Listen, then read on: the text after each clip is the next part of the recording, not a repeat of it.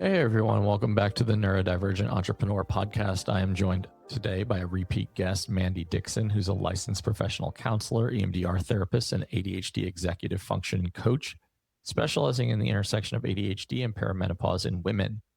She's a member of the Menopause Society and the International Society for the Study of Women's Sexual Health, and her work has been featured in USA Today, Good Morning America. Mandi is based in Allen, Texas, where she sees clients and is currently writing her first book on ADHD and midlife hormonal health.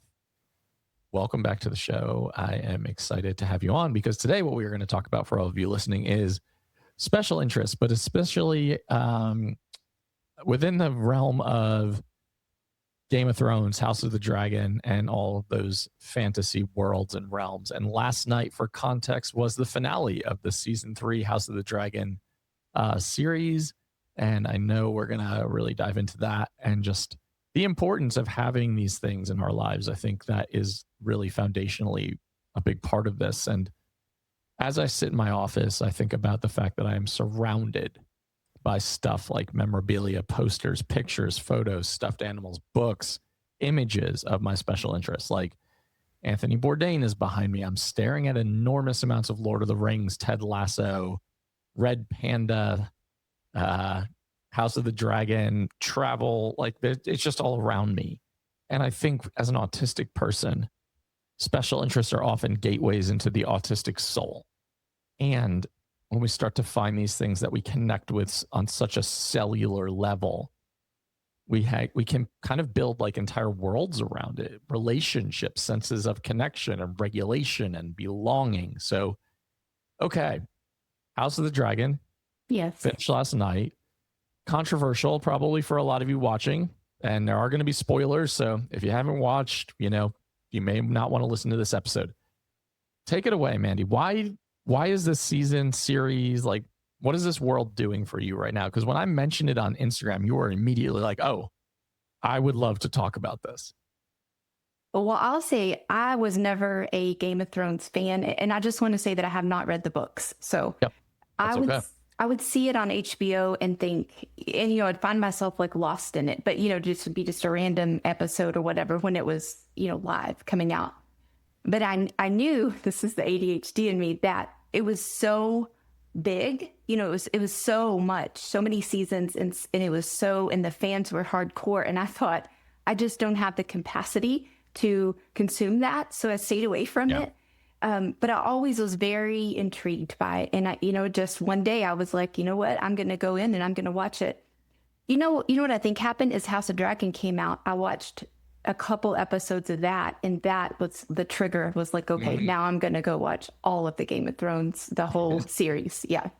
How long did it take you to, like, once you hit that point where you're like, oh, I got to go back and now I got to watch 8 seasons of Game of Thrones?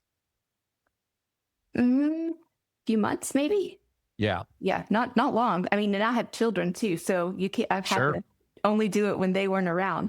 Have you rewatched it, or was it a one and done? It was only once. So, but I'm very much want to go rewatch it. But I'll tell you what happened. Have you binged it like that?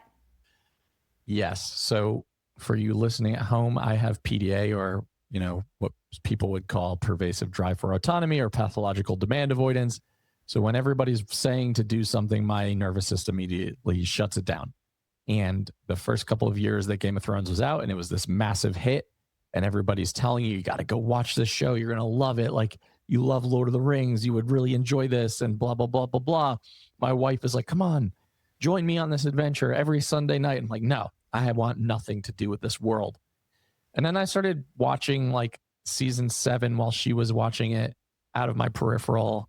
I was like, oh man, this is fascinating. And then finally, I decided I should binge watch all of it before season 8 came out a couple of years ago. So I watched 7 seasons in the matter of like 2 weeks, and like just episode after episode after episode. And now, I hate to say this, but I have probably watched the whole series, oftentimes turning it off at season 8 because it was an atrocity, 50 plus times total. Wow. It's a problem. It's intense. I know for myself, when I binged it like that, I was dreaming about it. I would, and of course, in the dreams, but then in reality, I noticed when, so funny, when someone would, say something that was upsetting or take a tone with, my instinct was just like to draw a sword, like put my hand down like I was going to draw my sword. It was so funny. And I definitely caught myself doing that. Just, you get so consumed into it. And I think that may be why I haven't gone back and rewatched it, because I know how consumed I get with it. For sure. Totally. I actually, like, over my shoulder, I'm going to, right here, you guys can't see it probably. My favorite character, and I'll ask you yours in a second, is in Game of Thrones is the Hound. And I think he's such a complex character where, like, in the beginning, so full of hate and anger and violence. And as the seasons go on and he and Arya develop a relationship and he becomes almost this like protector for her, such a beautiful, like, representation of, like, vulnerability and toxic masculinity. He died for her. Yeah. And he was willing to put himself in harm's way for her. And it was just, a really beautiful character arc, which they ruined a lot of them in Game of Thrones, if I'm being honest. So my wife got me this painting, which is a painting of the Hound and Arya in a field, and her face on Arya and my face on the Hound. So it's one of my favorite things in my office. I love that. Absolutely. Might be a tattoo that I get, actually, now that I say that out loud. That might be a next tattoo. There you go. Okay. So favorite character Game of Thrones for me, the Hound.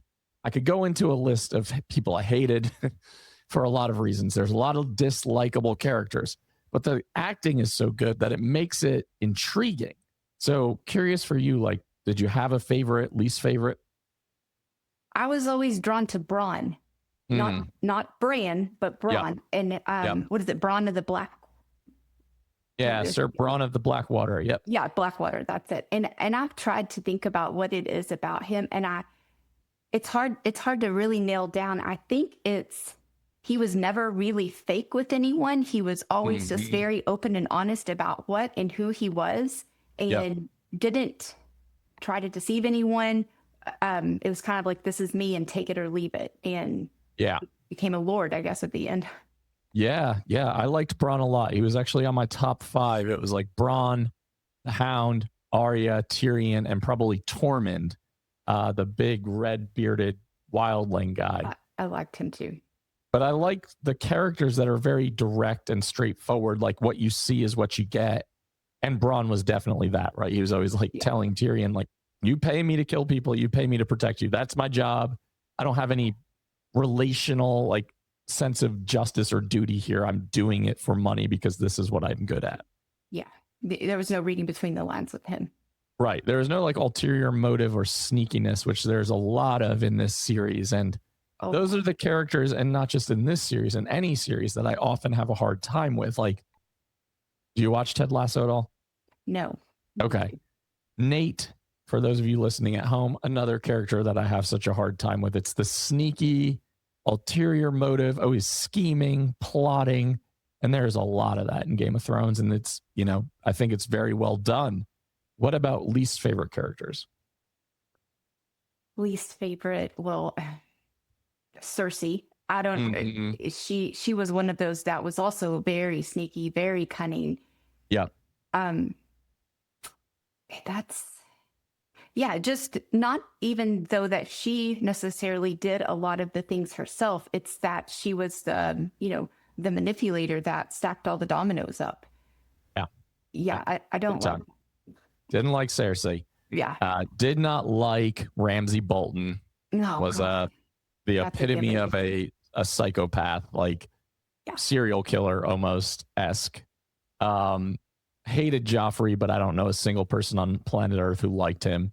Yeah. People took it a little too far, where they were like sending the actor lots of hate mail and death threats and like verbally assaulting him at Comic-Cons and stuff. Like, people, this is a fake character, y'all. This is not a real world event or experience. The kid seems like a very nice guy. He quit acting after that for a while because of it. It was like, fans are hardcore And he did a great job. He did. I always think about that. Like when characters are that dislikable, the acting is top tier. So let's fast forward into this series that just ended. Dislikable characters, probably across the board for House of the Dragon, if you watched it.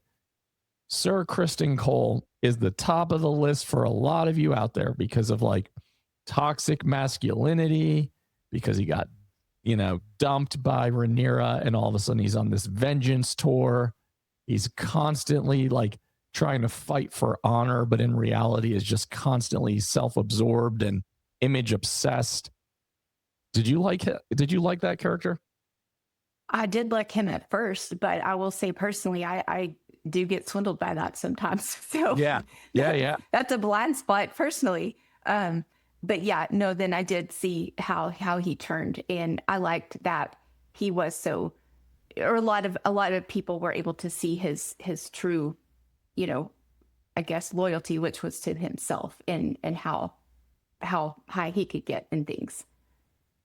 He's one of those guys, like he's another, it was just a great acting job because he was so universally hated. Every single week after episodes, people are posting reels and GIFs of like, please, Criston Cole, just die today. We just want this to be over. And of course, he gets killed by a woman in like anticlimactic fashion. He thinks he's going to go out as this epic warrior and people are going to sing songs about him, and he's getting ready to battle. And all of a sudden he just gets shot by I can't remember her name right now, Black Alice, and just gets shot, killed. And it's like, all right, we're moving on from this. And I thought that was phenomenal. I loved how he got shot first in his chest. So then he like could realize it, and then boom, right in the cheek. Took him out. And then it was just over. And it was like, all right, this guy's forgotten about instantaneously, and had so much influence in what happened in this series, and so much harm done from his actions, all because he got spurned by a one-night stand with Rhaenyra while she was a teenager.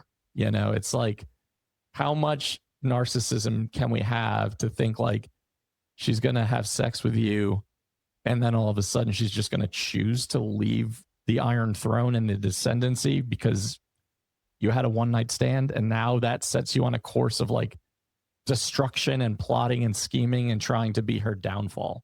That fractured ego.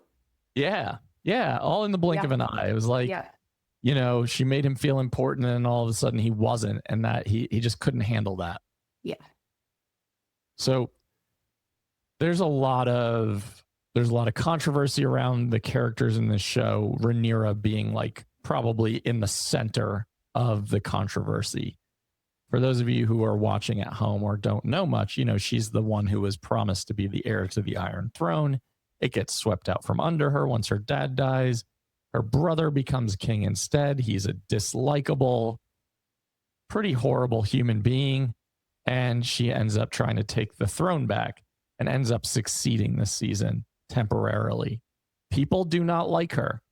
People around her start to dislike her. And you had some thoughts about this when we were messaging before. So you were saying like you were seeing eldest daughter stuff. You were seeing like perimenopause stuff. Tell us about that. Well, I see everything through perimenopause lens sometimes, but no, as this season was going on, I witnessed a lot of like people pleasing tendencies. She wanted to be the good. She wanted to be good, I guess is a pretty good way to say it. And, most eldest daughters they want to do the right thing. They want to take care of everyone. And I could see that she was desperately trying to do that, but you can't make everybody happy. She was, she had to put herself last in a whole lot of situations. And as a queen, you can't do that. And it was just a lot of conflict I could see with her. And I could just see that those people pleasing tendencies coming out. And then it's like, with women that I see in my practice who have been people pleasers their whole life, a lot of them eldest daughters, you get to a point where you just snap, and it's almost, unmasking, and you become, people see you as being cruel. And doesn't she get named Rhaenyra the Cruel? Yeah. So I just in the wonder. Books, they paint her very poorly. Okay. In the books, she's despised by basically everybody. Her reign is very short. But I agree with you. So all this people pleasing, all that pressure to be the perfect daughter, to honor the legacy, to do exactly what your father wants you to do, and then it all comes crumbling down because nothing goes to plan. Yeah. And you could see she genuinely cared about the people. She was trying to hear their struggles, but like there wasn't an answer. There wasn't a good answer for everyone. And that can really take a toll on you if, in life, when you are an eldest daughter, often holding up the family and your family and everything. And there's just no way to make everyone happy. Right. Yeah. And I think, a big protagonist in this story, her husband and uncle, a lot of incestuous stuff in the series. Oh, yeah. Is constantly asking her, like, take your power, use your dragons, burn it all down. And she's constantly saying, no, that's not who I want to be. It's not the kind of leader I want to be, which echoes a lot of what you see with Daenerys in Game of Thrones towards the end, where it's like, I don't want to be the leader and the queen of the ashes. But then inevitably, all of these people are out against you, right? Like the whole issue with House of Dragon is that a lot of the people who quote unquote bent the knee and swore fealty really don't want a woman in power. Exactly. They would rather have a horrible man who is horrific, has no care for the people he serves because he's a man. So there's a lot of patriarchy in this going on. Yeah, that's what I noticed too. And that's something that Daenerys went through all of Game of Thrones. Is she was constantly having to fight not only just for her right to the throne, but it was mostly because she was a woman and kept being denied. So I saw a lot of that parallel. And I know that there's been instances where there's a mad king, but mostly that image becomes the mad queen. The woman goes mad, the woman goes crazy. And we see that in our world too. A woman can't just have a moment. No, she has to snap and become crazy. Yep. Yeah. We're not looking at the outside influences or factors or how she wasn't set up for success from the start. She was really never set up for success from the moment she ascends and takes the throne. She's already dealing with a situation where all of the gold is out of the city. They have no resources. Everyone is conspiring against her, and she's meant to like keep it all together and be mature and be respectful and be judicious and be loyal. And kind.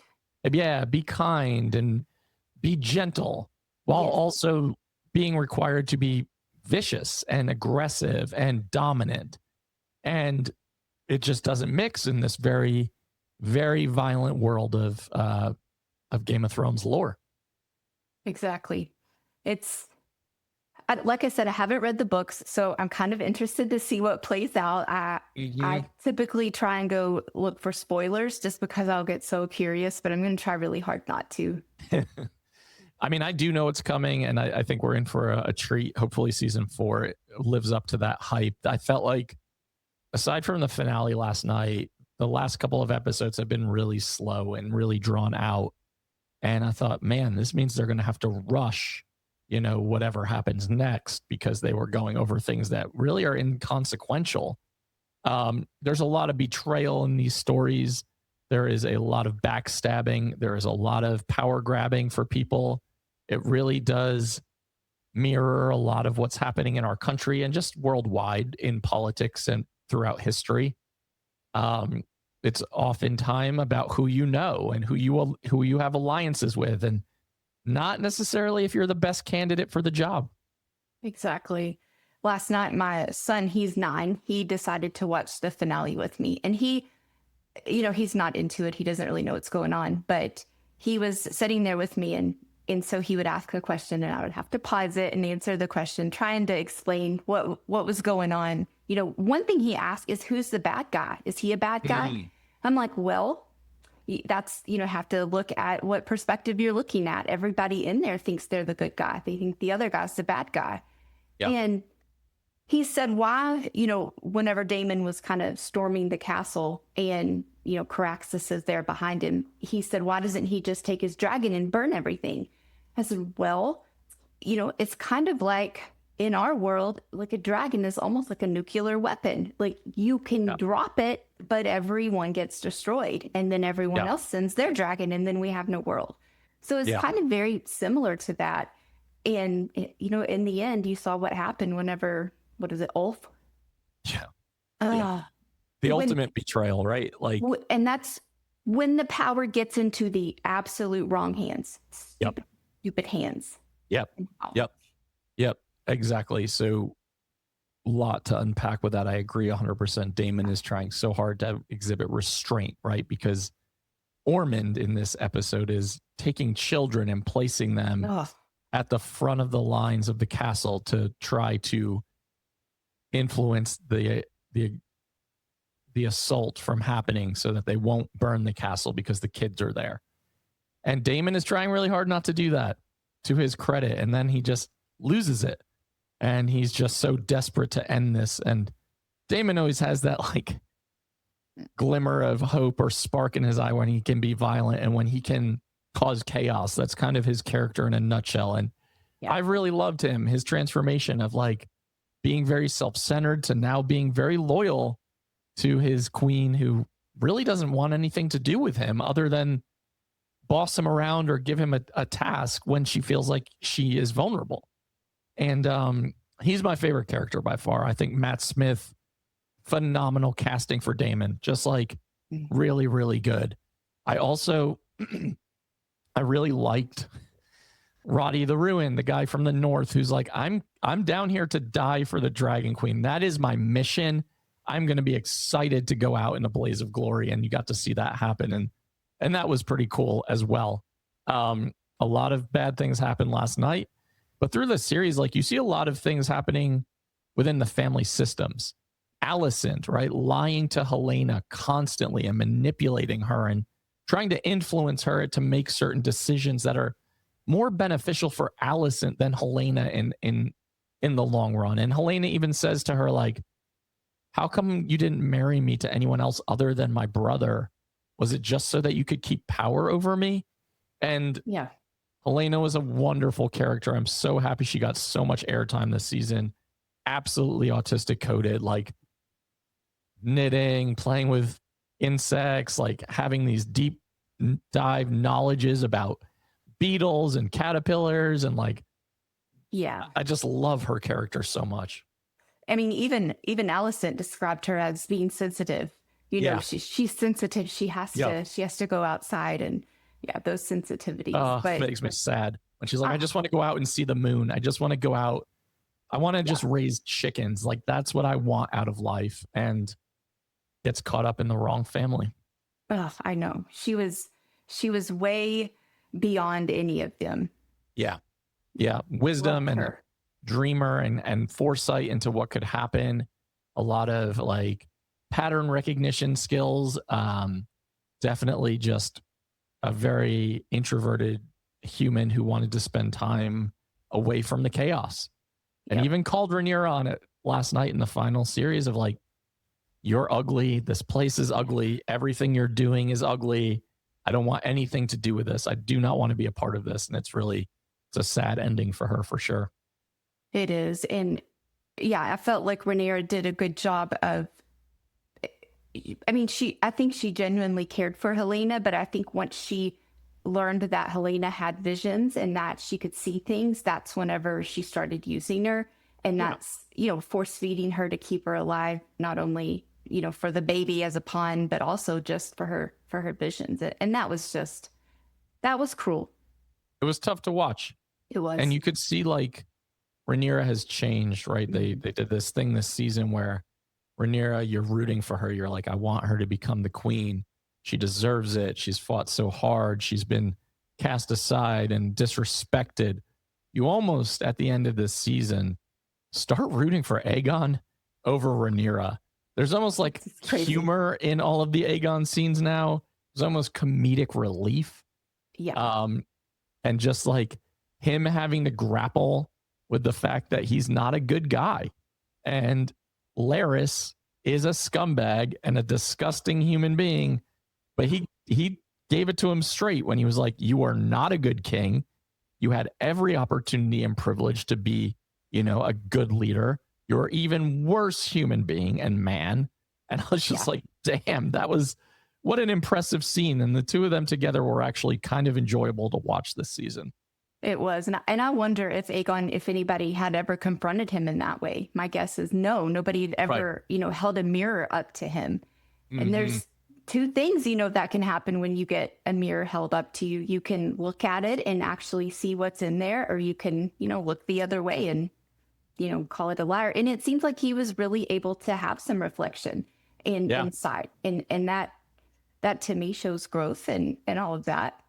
Yeah, totally. I mean, on the opposite side, Eamon has done the complete opposite, where he's almost become more gentle and more humble and less arrogant, which I wanted to get your thoughts. What do you think changed him? Oh, man. So I think for both of them, right, like Aegon getting burned by Aemon trying to kill Aegon on their dragons in season 2 to take the throne. Aegon has to go through it, right? Like he is destroyed physically and mentally. He has lost everything. He is now disabled. He is now struggling to even get through the day. He thinks his dragon is dead. He's lost his kingship. And now he has to flee the kingdom as a commoner. And he's placed in the shoes of people like having to deal with latrine pits and, all of these things that are unbelievably humbling.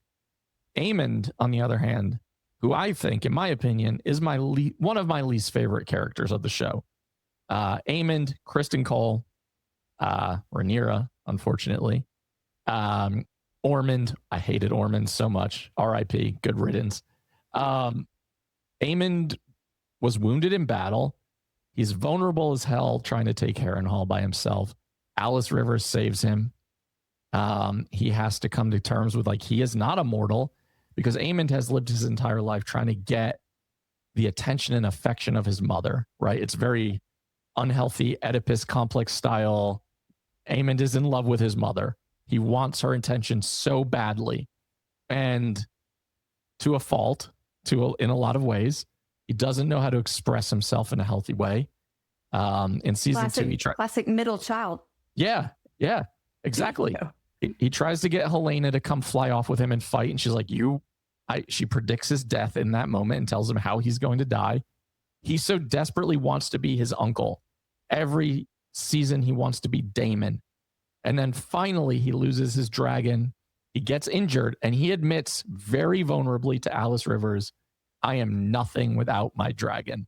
And I think that was the breaking point for him, and that realization, epiphany of oh, I'm not this formidable, strong leader warrior that my uncle is, because Daemon's out there, kicking ass in every situation with or without Caraxes. Yeah. And Aemond is not that guy. He's just not that guy. And he's had to present this very tough exterior most of his life because, like you said, middle child, he's not going to be the king. He doesn't really have a role. He's not getting the attention, and he's not being prepped to become a leader. He's kind of forgotten about. He's kind of cast to the side. And Vhagar's is the biggest dragon, right? The most powerful, I think. And so where is Vhagar? There's so many thoughts about that this season. Some people thought maybe Alice cast some sort of magic over Harrenhal where Aemon just couldn't see her. But then I see now that doesn't seem like that's the case after the finale yesterday. No telling. Yeah. I know how it ends for him. It'll be great in season 4, but that was not in the book. So I don't know. They've taken a lot of creative liberties in terms of not following the book. Corlys never gets kidnapped. He never gets his finger cut off. He never gets ransom. None of that stuff happens. So it's interesting when you have these special interests, right? And you're so connected to the story, when there's deviance to the storyline or it's a big change, especially for autistic people, it can be so disruptive for me to be wait, this is not what's supposed to be happening. They're not following the rules. This isn't how this was supposed to go down. And a lot of people have that similar experience for the Lord of the Rings, Rings of Power TV show, where it's like, whoa, this, but so yeah, I don't know. I think another interesting character is Alicent. Probably could have been a very good ruler. Probably could have been a better queen than Rhaenyra. Was prepped to do so because her husband looked like a walking corpse 90% of the show. Yeah. But she's so manipulative and she's so conniving all the time to try to get to where she wants to go without ever saying it out loud, and being called on it a lot this season and being really humbled, almost basically becoming a hostage. And one thing I can say for Rhaenyra is that she is a good mother. She has that mothering instinct, whereas Alicent does not. Her children are her property. Yeah. You can see that. 100%. I agree with that. Yeah. The scene where Rhaenyra is grieving Jace's death is, I hope that Emma D'Arcy wins all the awards. They deserve it all, because that was so intense and it was so emotional. And even the first episode of this series or season, when Jace has her locked in her room and she basically starts to have a meltdown in there, tearing things apart and screaming and slamming herself against the door. Yeah. And her protectors are all kind of looking around like, what is happening to this woman? But then you can see like she has zero control, despite the fact that she's supposed to be the queen and this leader. Everyone else is kind of pulling the strings. Absolutely. I think that was just a really good moment to see just the human in her and that instinct of being a mother and wanting to protect, and that you can't, that's something you either have or you don't, and you can't get rid of it when you have it. And we never see that with Alicent. Never, ever. Rhaenyra has experienced an enormous amount of grief throughout this show. Yeah. Her eldest son, dead. Her second eldest son, dead. Her father, dead. Passed up for the throne by having it really pulled out from under her by the high towers.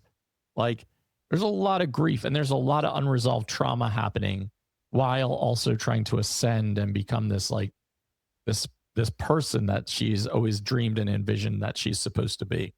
Yeah, betrayed by her best friend. Yeah. Yep.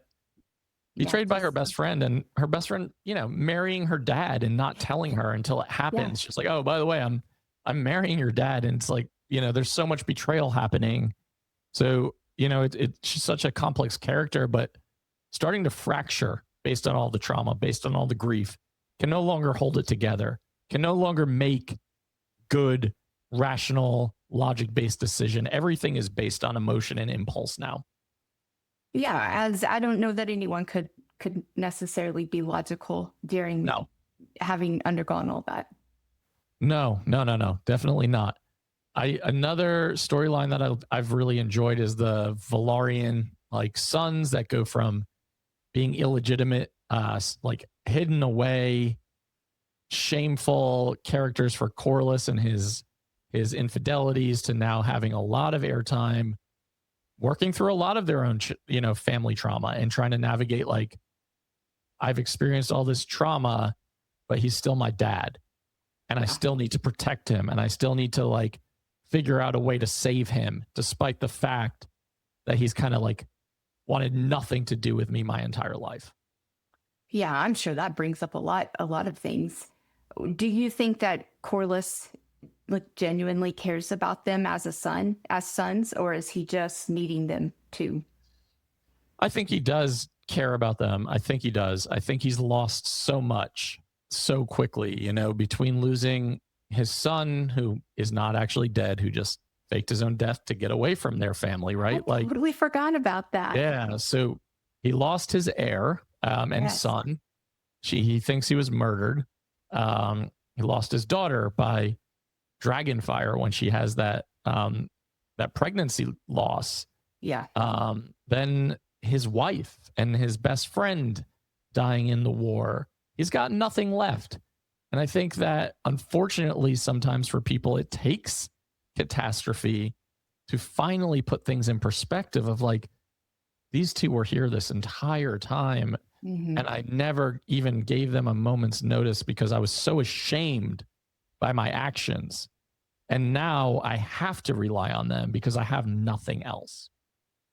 Yeah, it's interesting how in with where Renera with her children, that shame and the being the bastard children and all of that. Isn't there a scene where he brings that up to her? Yeah, because she won't anoint his sons, but she Yep. will her own. Yeah.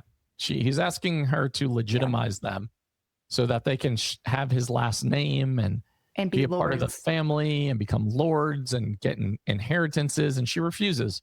Yeah. And she said, that will be a bad look on me. People are already questioning the legitimacy of my children. And he calls her out on it. Yeah. But then there's a lot of people out there who would say, like, Corliss is a deadbeat dad who wanted nothing to do with his kids. And now, because he needs something, he wants them to be legitimized. Although for 30 years, he didn't even pay attention to the fact that they were alive. So it's an interesting storyline for sure. It is. And it's hard to know. It's hard to know because he had to lose everything before he needed them or before he wanted any kind of contact with them. So it's interesting. Yeah. I think the whole universe is very cool. I think when you are really immersed in it, like you were mentioning, wanting to pull out a sword when you're frustrated.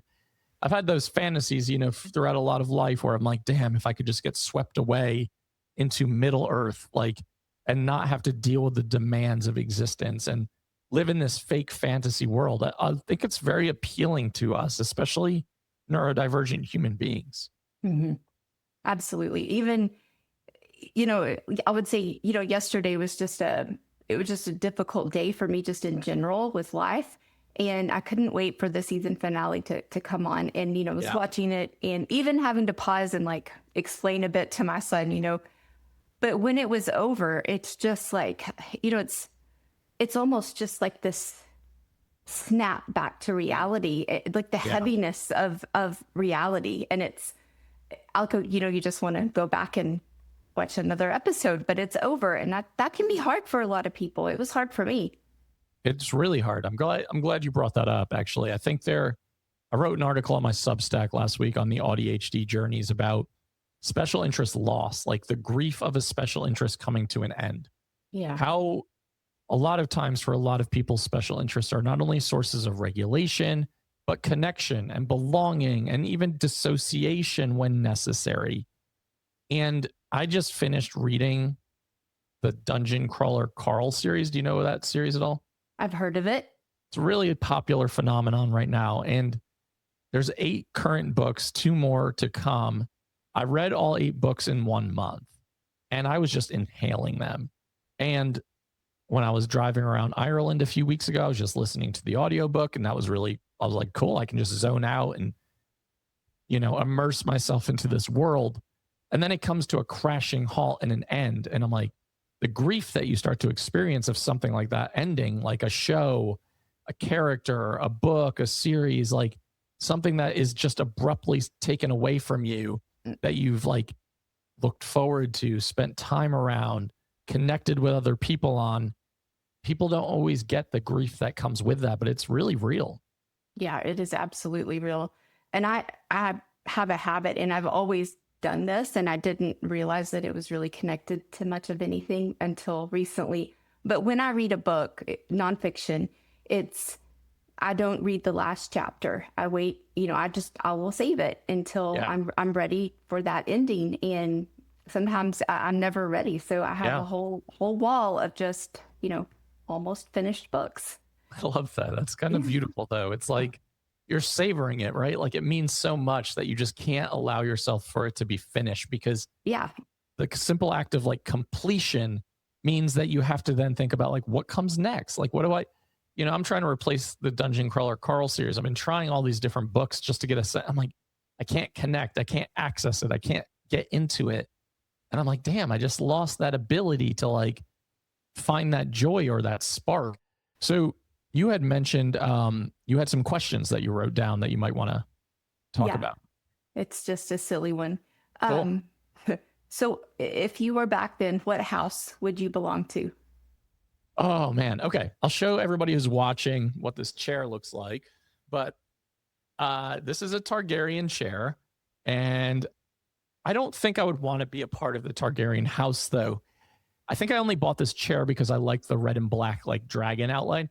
I think I would want to be a part of House Stark. I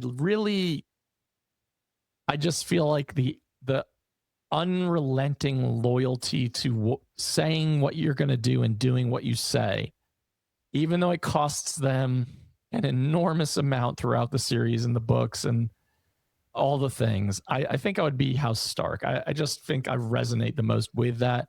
They also live in the north where it's colder, and I love being cold and I hate being hot. So like they're also like on this spread out land out there with like dire wolves and animals and all these old witchy like beliefs, and they're kind of forgotten about in a lot of ways. And I think that would be really nice. That would be really appealing.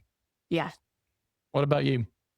So yeah, I think also I would definitely be a House Stark. However, if I could pick, I would definitely like to be House Tyrell. The where Really?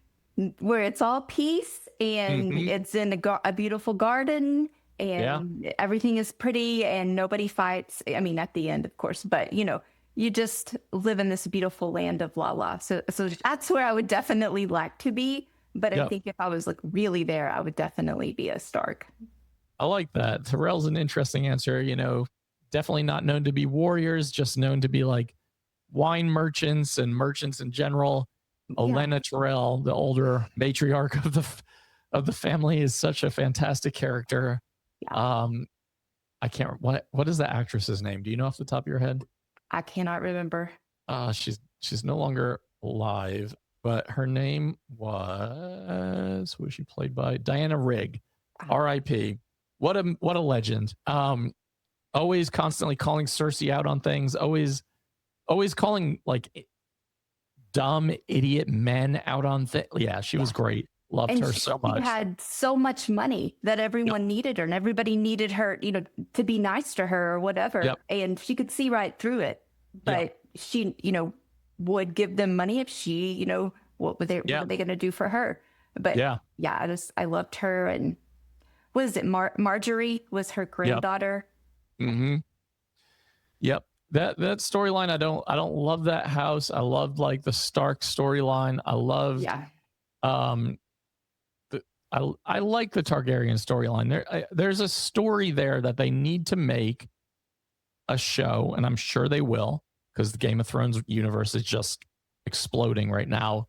But they need to make the story of Ned Stark and Robert Baratheon rebelling against the Mad King, and how the Targaryen dynasty comes to an end in that war, and how Jon Snow is born, and really the cause of everything that gets destroyed. And it's interesting because in the House of the Dragon, they're constantly going back to that prophecy of the Song of Ice and Fire. The White Walkers are going to come. They're going to destroy the world. The prince who was promised needs to be the one who saves it. And every Targaryen thinks they are the prince who was promised. It's like Rhaenyra is calling herself the princess that was promised. Daenerys calls herself the princess that was promised. Several of the other Targaryens, but it ends up being Jon Snow, someone who ends up being, bastard born and illegitimized and cast aside and disrespected and like humbled, and inevitably becomes that person. So I like that storyline a lot. And I like seeing the little guys become heroes. I know you don't really like the Lord of the Rings or aren't as familiar with the Lord of the Rings universe, but Gandalf is always like pushing the hobbits out the door to go on adventures. And people always ask him like, why are you choosing these small creatures that don't have any special abilities to carry such a burden? And he'll always say that he thinks that power comes from smaller, everyday people just trying to do what's right instead of like the hero saving the world. So I've always loved that mentality. Yeah, I love that too. And I love that Jon Snow did everything that he did without the name Targaryen attached to him. Nobody, even he didn't know it. He was just genuinely being who he was supposed, or who he was, a good person and doing what's right and all of that. And that led him down that. And then the writers destroyed the entire season 8, and everyone who waited years to see it unfold. And then Jon Snow basically just said, I don't want it 100 times, and nothing happened. That's another thing that people don't talk about, though, is like when people are looking forward to these things and they don't turn out the way you want them to, there can be such an enormous amount of collective community grief, frustration, anger, sadness. I can think of a lot of shows that have ended really poorly that people were really invested in. Dexter. Did you ever watch Dexter? I don't think I've watched it from start to finish, but I've seen episodes. Awful finale. Like another situation where like people are like, that could be the worst moment in television history. I would argue that Bran becoming king after all is said and done is one of the worst moments in television history. Yeah. And it's all of that built up anticipation and all of that. Sopranos. I don't know if you watched that. Horrible ending. Horrible. Seinfeld. Another horrible ending. There's a ton of them. It's really hard when it means that much to you and then it comes crashing down, because then you're left to pick up the pieces and like figure out, okay, how do I get back into a place where I can feel that way again? And I think for a lot of neurodivergent humans that can be a lot of life of like, how do I get back into a place where I feel connected to something, excited for something, like it brings me a sense of community, belonging, and it just sensory soothes. It regulates my nervous system.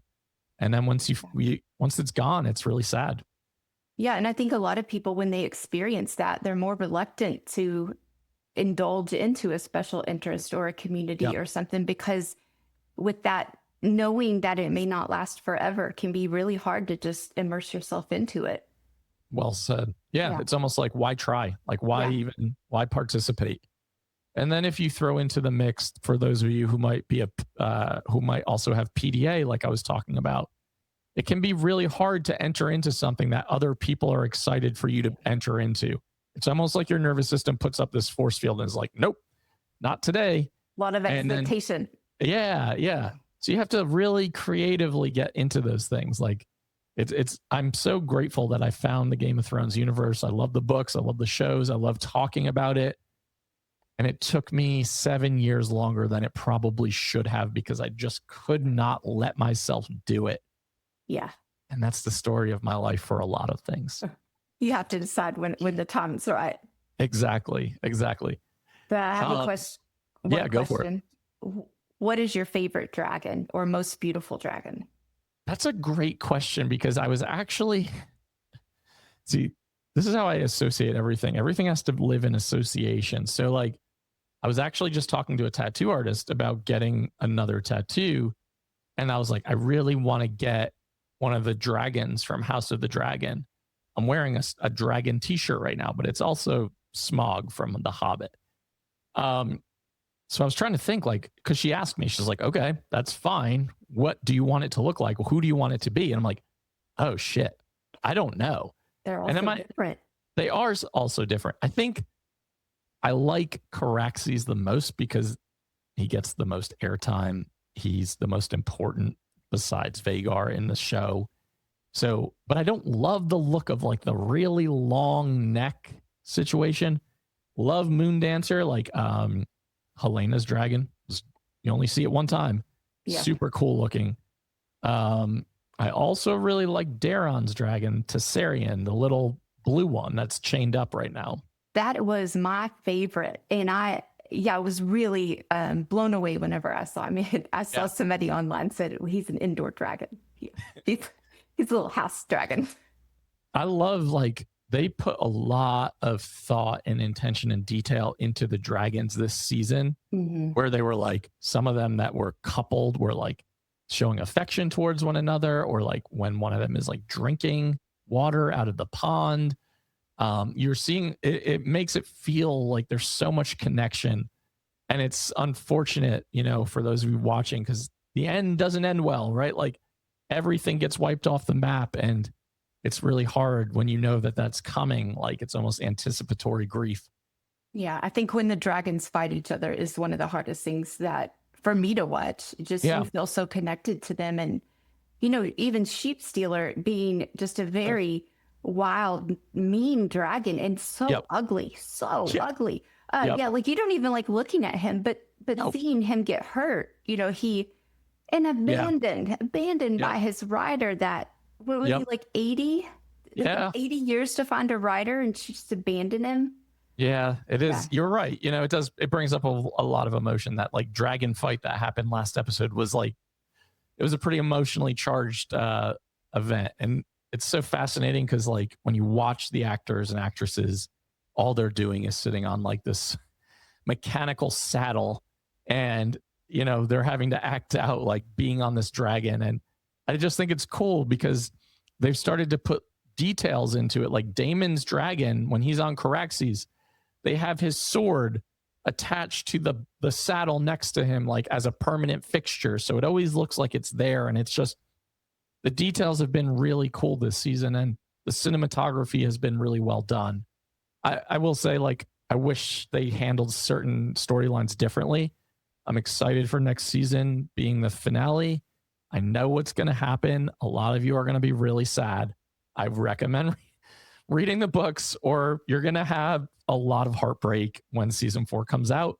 But it's also, I think there's going to be a lot of awesome endings for a lot of these characters who we've grown to either really like or really, really despise. Yeah. So it gets four seasons? 4 seasons. Yep. It'll come to an end next season. They said they're already halfway done filming. So that we might get it sooner than 2 years, which would be great. And that's another thing, is like when we know it's happening a year or 2 years down the road, you're like, oh my God, how am I going to hold myself over till then? And for me, it'll be like rewatching Game of Thrones, rewatching Knights of the Seven Kingdom, rewatching House of the Dragon, and then rereading the books and listening to the audiobooks. And that will be a way to constantly stay connected to this thing that just helps me in a lot of different ways in my life. Yeah, absolutely. I love that. This is going to be hard. What was the saddest death? Game of Thrones and House of Dragons. So all of it. Oh, man. Okay. It's a tough one. That is so tough. I think for me, the saddest death, there's so much death in Game of Thrones where you're like, every character you like is dead within 4 seasons. You're just like, I've seen GIFs or memes before of like, just started watching Game of Thrones. I love Ned Stark. Can't wait to see what he does for 8 seasons. And you're like, yeah. I think the saddest death for me was the Hound. Like, he protects Arya. They march into the city. Daenerys is burning everything down. Yeah. And he says, if you come with me, you will die. You do not want to live like this. Like, get out of here. And she's just like, Sandor, thank you so much. And she runs off. And then he dies, fighting his brother, which seemed like the inevitable ending for him the whole time. So I think that was the saddest one for me. Yeah, what about you? I think that's definitely one of the saddest ones for me too. I want to say, just maybe because it's fresh, it was Helena's death. Helena's is sad for sure. It was sad. And maybe that's just because it's fresh. I think if I went back and watched Game of Thrones, there would be a whole lot that would come up. There were so many. Death is really sad, actually. You know what? That might be second for me, is Rhaenys in season 2, when she's like, she goes off to war, she fights Vhagar and Sunfire. Aemon burns Aegon and Sunfire. Meleys and Rhaenys are like fighting. And there's this moment in that scene where they could get away. And Rhaenys looks at Meleys the dragon and she's like, continue fighting. And the dragon looks at her like, knowing that they're about to die. And then they show her like just falling backwards off the dragon and dying that way as Vhagar kills yet another person and character and dragon. And that was super sad because she was an awesome, awesome character. Yeah, I really liked her. And she, like Rhaenyra, could have been queen if she had, fought for it, but she didn't. And she stayed loyal, and she stayed loyal. She was she always had Rhaenyra's back despite a lot of conflict. And she was just she was the epitome for them of like a very strong dragon rider warrior. So she was a hell of a character. And that was that was a death actually where I did shed some tears where I was like, damn, that was really emotional. And then, Corliss loses his shit and just disappears off the grid forever. Yeah. Yeah, I like that one.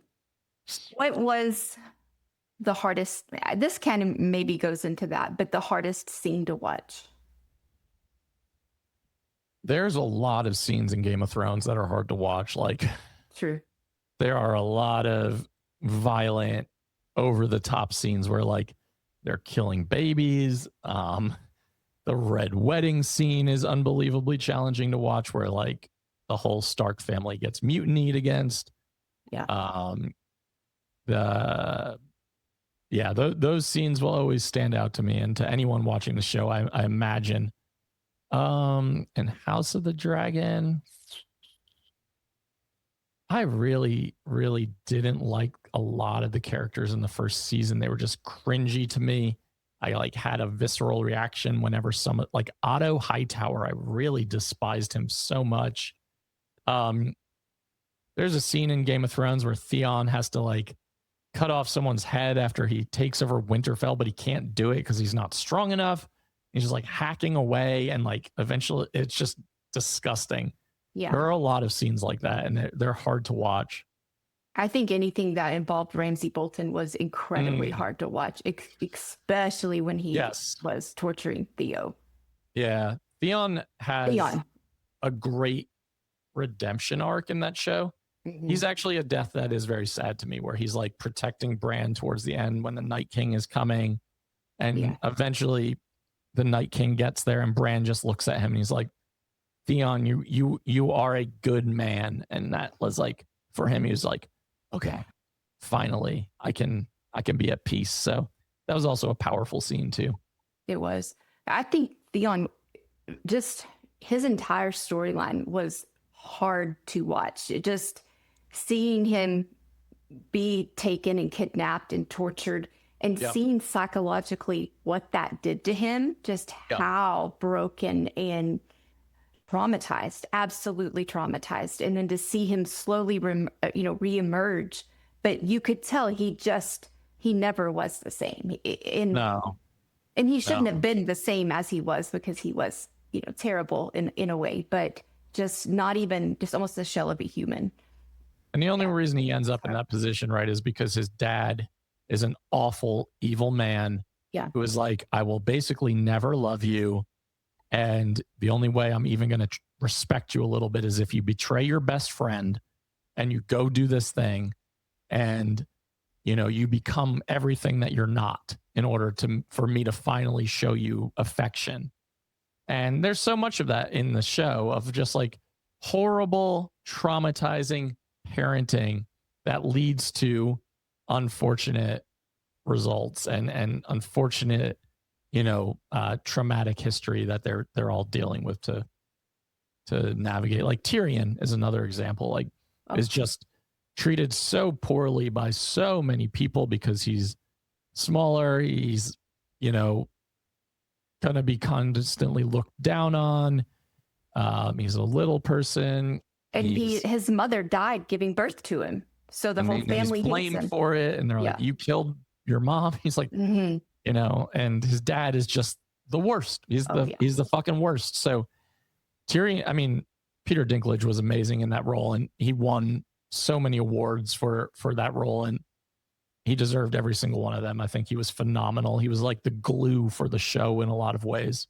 Yeah, that was amazing. And he was a very interesting character for me too, because one side you want to love him and you see him, but then he also does some kind of twisted things, but you kind of understand why he's doing those twisted things. 100%. Yeah, exactly. Loved him. There's a scene where he's being, he's on trial, right, for killing Joffrey, which he didn't do. And he just goes on this rant of like, I didn't do it, but I wish I did. If I had enough poison, I would give it to all of you. And it's just it's so powerful. It's so good. So, that was, always loved him a lot. So lots of characters that I connected to and lots of characters that I really enjoyed watching. And I'm probably going to go rewatch them again as soon as we're off of this thing. So I think I love it. my kids are going back to school this week. And so I was always so mindful about watching Game of Thrones with them around because they did walk in a few times and I'm like, no, you just never know what's going to pop up. But now, No. with them definitely being at school, I know I'll have a little bit of free time.